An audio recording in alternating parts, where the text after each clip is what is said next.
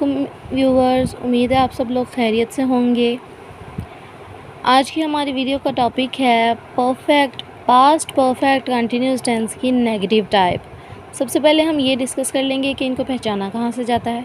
जुमले के एंड पे अगर वर्ड्स आ रहे हैं ना, रहा था, रही थी, रहे थे, तो ये हो जाएगा पास्ट कंटिन्यूस का। लेकिन अगर जुमले में वक्त भी दिया हुआ है, कोई सन दे दिया है, कोई मिनट दे दिए हैं, साल दे दिया है, कोई लम्हा दे दिया, जैसे सुबह दोपहर शाम, तो हमें पता चल जाएगा कि ये परफेक्ट की एग्ज़ाम्पल है।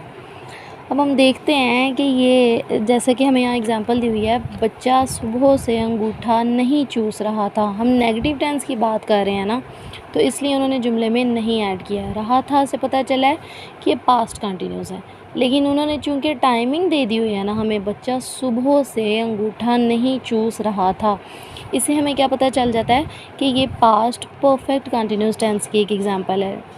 रहा था, रही थी तो दिया हुआ है, लेकिन साथ उन्होंने टाइम दे दिया ना, तो इससे हमें पता चल गया पास्ट परफेक्ट कंटिन्यूस टेंस है।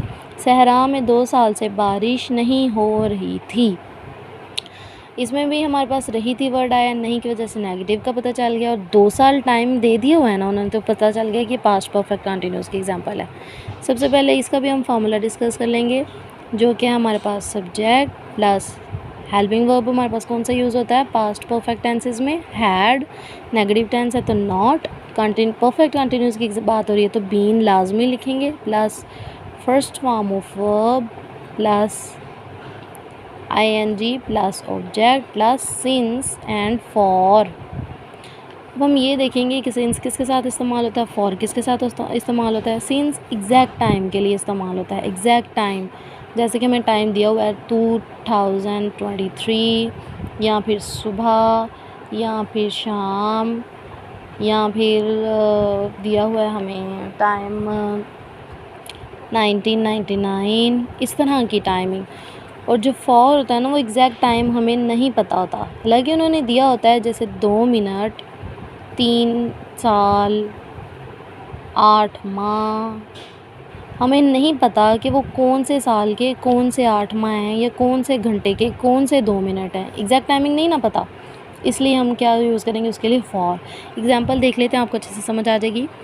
तुम 2 माह से अपना वक्त ज़ाया नहीं कर रहे थे, इसको इंग्लिश में ट्रांसलेट करके देखते हैं। You had not been wasting your time for 2 months. अब हमें नहीं पता कि ये इस साल के 2 माह थे, पिछले साल के 2 माह थे, या आने वाले अगले साल के 2 माह थे, जनवरी फरवरी वो 2 माह थे, या मार्च अप्रैल वो 2 माह थे, तो इसलिए हमने क्या लगा दिया उसके साथ फॉर। तुम 2 दिन से बर्फ़बारी से लुत्फ़अंदोज़ नहीं हो रहे थे। You had not been enjoying snowfall for 2 days।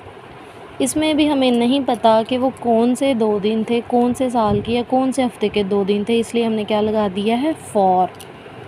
वो 10 दिन से स्कूल हाजिर नहीं हो रहा था। He had not been attending school for 10 days। इस वीडियो में भी, इस जुमले में भी हमें नहीं पता था कि वो कौन से 10 दिन थे।